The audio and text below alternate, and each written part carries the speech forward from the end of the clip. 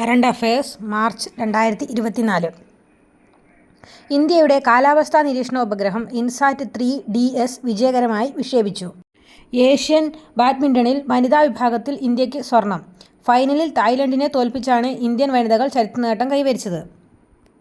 ഇന്ത്യയിലെ ഏറ്റവും നീളം കൂടിയ റെയിൽവേ തുരങ്കം 12.77 കിലോമീറ്റർ T50 ജമ്മു ഉദ്ധംപൂർ ബാരാമുള്ള പാതയിൽ പ്രധാനമന്ത്രി ഉദ്ഘാടനം ചെയ്തു. ചന്ദ്രോപരിതലത്തിലിറങ്ങുന്ന സ്വകാര്യ കമ്പനിയുടെ ആദ്യ പേടകമെന്ന ചരിത്ര നേട്ടം അമേരിക്കയുടെ ഒഡീസിയസ് സ്വന്തമാക്കി. ഐക്യ കേരള രൂപീകരണത്തിന് ശേഷം കേരളത്തിൽ മുഖ്യമന്ത്രി പദത്തിൽ ഏറ്റവും കൂടുതൽ കാലം തുടർച്ചയായി അധികാരത്തിലിരുന്നതിൻ്റെ റെക്കോർഡ് പിണറായി വിജയന്. സി അച്യുതമേനോൻ്റെ റെക്കോർഡാണ് മറികടന്നത്. ഇന്ത്യയുടെ അഭിമാന ബഹിരാകാശ പദ്ധതിയായ ഗഗൻയാൻ ദൗത്യസംഘത്തെ മലയാളിയായ പ്രശാന്ത് ബാലകൃഷ്ണൻ നയിക്കും. വയനാട്ടിൽ നിന്നും കണ്ടെത്തിയ പുതിയ ഇനം ഫംഗസിന് ഗോബസ് സമൂരിനോറം എന്ന പേര് നൽകി.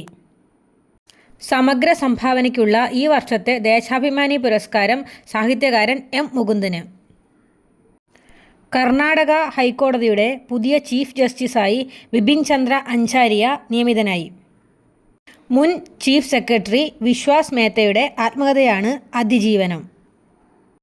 ഇന്ത്യയിലെ ആദ്യ അണ്ടർ വാട്ടർ മെട്രോ ടണലായ കൊൽക്കത്തയിലെ ഹൂഗ്ലി നദിയിലെ അണ്ടർ വാട്ടർ മെട്രോ ടണൽ പ്രധാനമന്ത്രി ഉദ്ഘാടനം ചെയ്തു.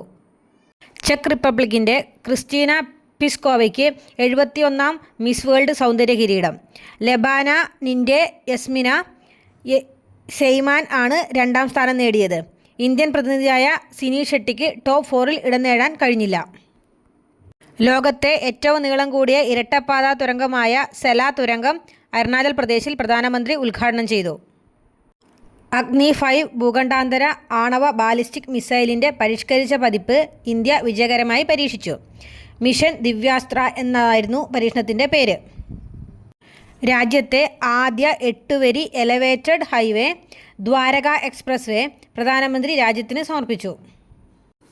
കേരള സർക്കാരിൻ്റെ ഉടമസ്ഥതയിലുള്ള OTT പ്ലാറ്റ്ഫോം സി സ്പേസ് നിലവിൽ വന്നു. രാജ്യത്തെ ആദ്യ സർക്കാർ OTT സംരംഭമാണ്. ഇന്ത്യയിലെ ആദ്യത്തെ AI അധിഷ്ഠിത എൻട്രൻസ് കോച്ചിംഗ് ഇൻസ്റ്റിറ്റ്യൂട്ട് എഡ്യൂപോർട്ട് മലപ്പുറത്ത് പ്രവർത്തനം ആരംഭിച്ചു. ഇത്രയുമാണ് 2024 മാർച്ചിലെ കറണ്ട് അഫെയറുകൾ. ഇഷ്ടപ്പെട്ടാൽ ലൈക്ക് ചെയ്യുക, സബ്സ്ക്രൈബ് ചെയ്യുക. ബൈ.